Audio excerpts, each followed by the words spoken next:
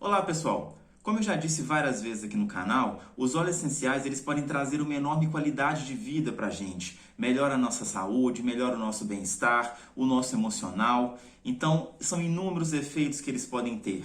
Eles são naturais, praticamente não têm efeitos colaterais quando a gente compara ele com medicamentos de farmácia.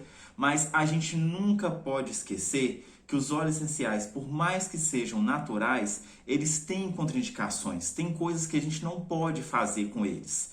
E é importante a gente lembrar isso porque diariamente eu vejo erros sendo cometidos, pessoas que chegam com depoimentos, com dúvidas, que a gente vê que está sendo feito um uso incorreto do óleo essencial, de uma forma que pode trazer risco para essa pessoa. Então, é exatamente o que a gente vai ver no vídeo de hoje. Como a gente consegue utilizar os óleos essenciais com segurança e obtendo os benefícios dele no nosso organismo. Roda a vinheta, produção!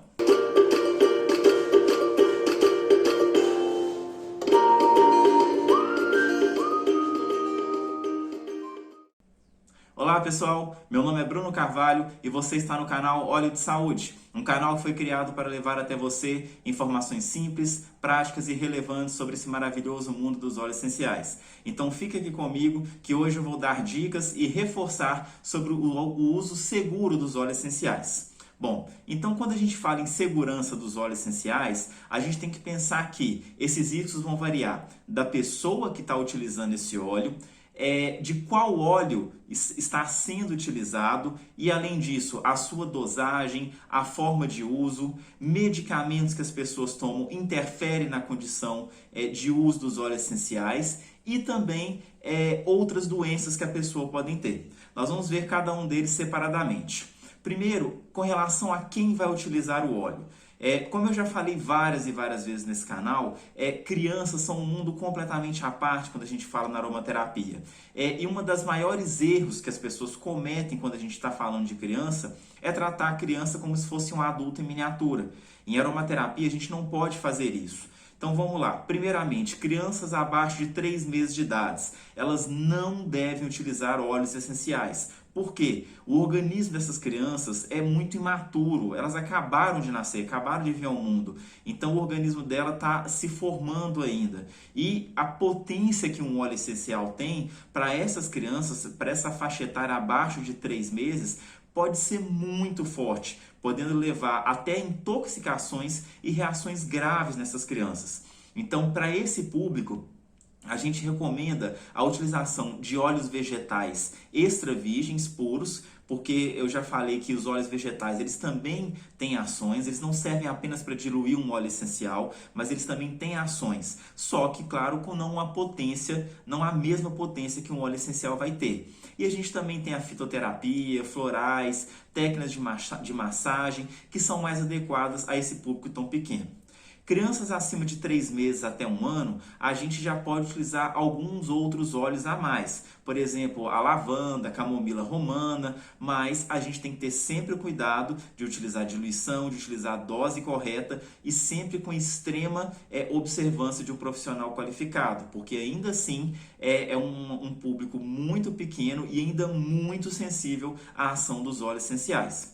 A partir que as crianças vão ficando maiores, a gente tem outros óleos que a gente pode utilizar. A gama de óleos vai aumentando, mas a segurança na utilização desses óleos, ela não diminui. Sempre com a diluição correta, o óleo correto, sempre com muito critério para a gente poder utilizar um óleo essencial em criança, ok? Agora falando de gestante. A gestante também ela tem que ter um cuidado extremo no uso do óleo essencial, principalmente no primeiro trimestre. Porque é exatamente nesse período onde a gente tem a principal formação do sistema nervoso da criança. Então é um período muito sensível da gestação. E existe uma grande variedade de óleos essenciais que são contraindicados para a gestante. A gente tem, por exemplo, o alecrim, a cânfora, o orégano, o tomilho, óleos com cetonas, como hortelã-pimenta e óleos que têm ação semelhante a estrógenos, como a salvia clareia, o funcho doce, entre outros. Todos esses óleos são contraindicados à gestante. A gestante não pode utilizar esses óleos. E como eu falei, o primeiro trimestre ele é muito crítico e a quantidade de óleos que a gente pode utilizar nesse período também é bastante restrita. Entre eles a gente tem uma lavanda, uma camomila romana, um gengibre. Então, assim, óleos com muito critério também quando a gente vai falar com gestante. E assim como a criança, a gestante também só deve utilizar óleo diluído ou uso aromático. Tá? Então, gestante, somente o óleo diluído, e essa concentração tem que ser no máximo de 1%, tá? Ou então o uso aromático. Agora falando então um pouco de qual óleo utilizado, e quando a gente fala do óleo, não tem como a gente falar separadamente da dosagem e da forma de uso, acaba sendo uma coisa só, esses três fatores. Então, como vimos, existem óleos que não podem ser utilizados em crianças, não podem ser utilizados em gestantes, por causa da sua composição química. Óleos como canela, cravo, tomilho, eles são completamente contraindicados para crianças. Eles têm componentes muito fortes, mesmo crianças um pouquinho maiores, esses óleos têm componentes químicos muito fortes que pode ser literalmente um tapa no sistema, nos órgãos, no sistema sensorial dessa criança. São óleos muito fortes que podem levar a alergias graves e até intoxicações. E lembrando sempre que mesmo os óleos que podem ser utilizados nas crianças, sempre utilizar de uso tópico, bem diluído, e de forma inalatória indireta, ou seja, utilizando somente um difusor de óleos essenciais, um difusor de ambientes. Tá? Outro erro muito comum que as pessoas cometem com relação a óleo essencial com criança é no banho. Acha que está tudo tranquilo você chegar, pegar um óleo de lavanda e pingar aquelas gotinhas de lavanda diretamente na água do banho. Pessoal, lembrar que óleo essencial, ele não se dilui em água. Então, pingar o óleo essencial na água do banho é a mesma coisa que pingar o óleo puro na pele da criança. Isso pode levar a reações alérgicas, a irritações, ainda mais se cai água no olho da criança. Isso pode irritar o olho dessa criança muito. Então, não façam isso. Não! Para utilizar o óleo essencial no banho da criança, esse óleo essencial primeiramente tem que ser diluído em um óleo carreador, um óleo vegetal ou em algum sal de banho, algo apropriado para o banho da criança. Mas não pingue o óleo puro na criança. E com relação à inalação também, outro erro muito comum, as pessoas dão o óleo para a criança inalar diretamente. Isso não deve acontecer. O aroma ele é muito forte para que a criança, por exemplo, pingue na mãozinha da criança e a criança inalar, ou você chegar o óleo direto aqui no nariz da criança. Isso para ela é muito forte, isso é um ataque muito grande ao sistema olfativo da criança. Então isso também não deve ocorrer. Eu vi até um caso de uma pessoa que pingou 4 gotas de lavanda no travesseiro da criança. Essa criança dormiu que ela ficou praticamente dopada.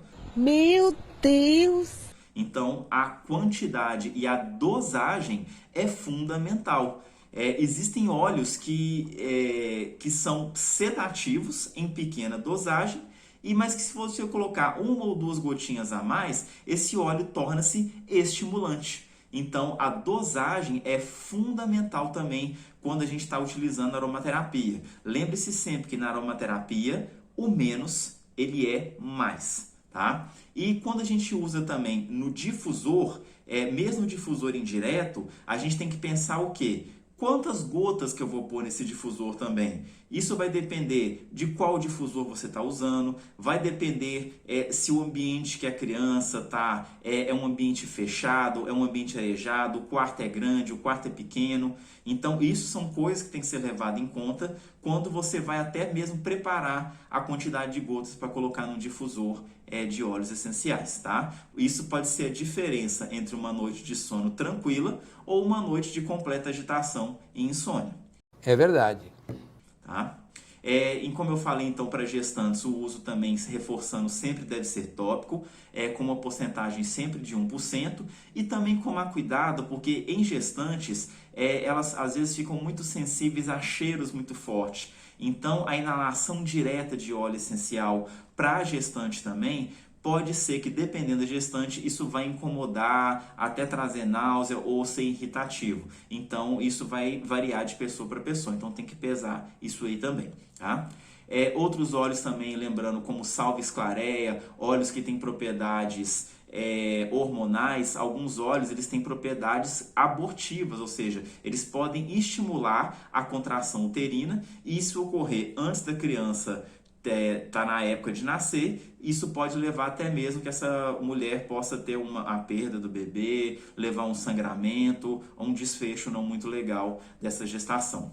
E quando a gente fala ainda de forma de uso, é importante ressaltar que óleos cítricos, laranja, bergamota, limão, tangerina, todo óleo cítrico, pelo seu processo de produção, que é o de prensagem a frio, eles têm uma substância chamada furanocumarinas. Essas furanocumarinas, essas substâncias podem queimar a pele se você pingar os óleos cítricos direto na pele e se expor ao sol. Então nunca faça isso também. Tome muito cuidado, sempre dilua o óleo cítrico, tá? Para poder passar na pele. E mesmo assim, se você tiver que se expor ao sol, ou não faça por um período de pelo menos 12 horas, ou então cubra com uma peça de roupa, não fique com a pele desnuda no sol se você passou um óleo cítrico. Isso pode dar um melasma, uma mancha ou uma queimadura na sua pele.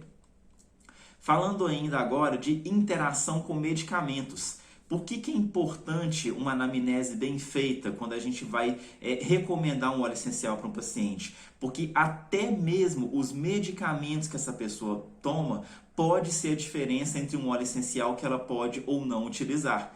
Ou seja, os óleos essenciais, eles são substâncias químicas. E como é que eles agem no nosso organismo? Eles vão atuar em receptores do nosso organismo, no nosso cérebro, nos nossos órgãos. E esses receptores são exatamente os mesmos em que os medicamentos vão atuar. Então ocorre ali uma competição entre o óleo essencial e o medicamento. Isso pode acontecer do medicamento ter o seu efeito potencializado ou até mesmo inibido. Então, ou seja, eles competem pelos mesmos receptores. A gente pode citar, por exemplo, óleos como bétula doce, galtéria, eles possuem efeitos semelhantes ao ácido acetilsalicílico, da aspirina. Então, você não pode fornecer esses óleos a uma pessoa que toma anticoagulante ou tem algum problema de coagulação, porque isso você pode aumentar o risco de hemorragia nessa pessoa. Alguns antidepressivos, como por exemplo a bupropiona, pessoas que tomam esse antidepressivo não pode usar capim-limão, não pode usar óleo de melissa, palma-rosa, porque são óleos que vão competir pelos mesmos receptores desse medicamento. Outros óleos contendo farneseno, alfa-bisabolol, ou seja, substâncias como óleos da camomila azul, tanaceto azul, eles devem ser evitados por qualquer paciente que toma antidepressivo ou antipsicótico, exatamente porque também vai ter o mesmo problema de competição pelos mesmos receptores. A toranja também um óleo cítrico muito bom, mas a toranja também ela pode retardar o metabolismo de algumas drogas, conduzindo a efeito que essa droga seja mais forte do que ela precisa. Então, não subestime a associação entre óleos essenciais e medicamentos, tá?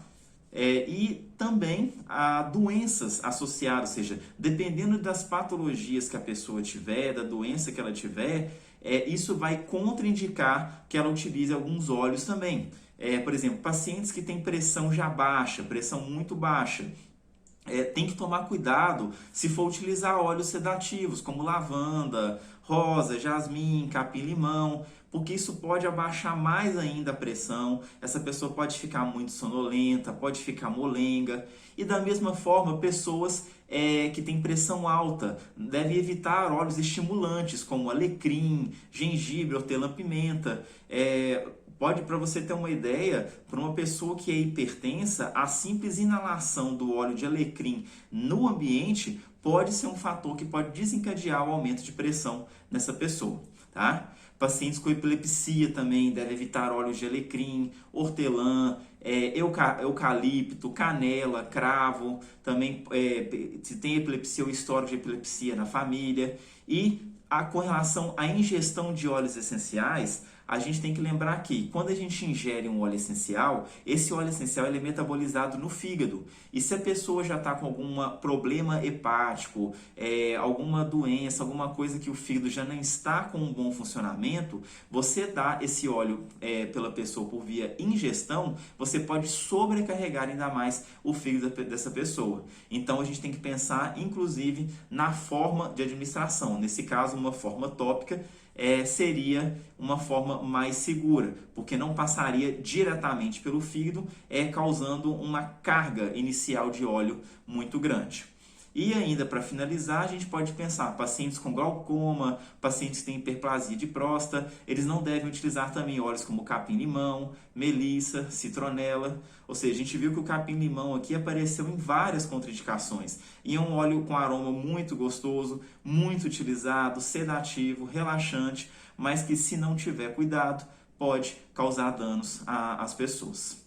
Então, pessoal, isso foi só para alertar vocês que por mais que a aromaterapia seja muito benéfica, seja muito legal, é natural, tem muitos benefícios, mas usem óleos essenciais com cautela, com parcimônia. Se você não tem ideia, se você não sabe o que está fazendo, não tem o conhecimento, busque esse conhecimento. Ou então consulte um aromaterapeuta ou um profissional capacitado, porque senão você pode ter um efeito muito contrário ao que você está procurando quando estiver utilizando óleos essenciais, ok? Recado está dado. Pessoal, se você gostou desse vídeo, deixe o seu curtir aqui embaixo, compartilhe esse vídeo para todo mundo, para a gente possa alertar as pessoas a um uso seguro dos óleos essenciais. Não deixe de se inscrever aqui no canal para você não perder nenhum conteúdo e fique ligado, porque sempre, toda terça e todo sábado, tem conteúdo novo aqui para vocês no canal. Obrigado por quem assistiu até aqui, um grande abraço e até o próximo vídeo.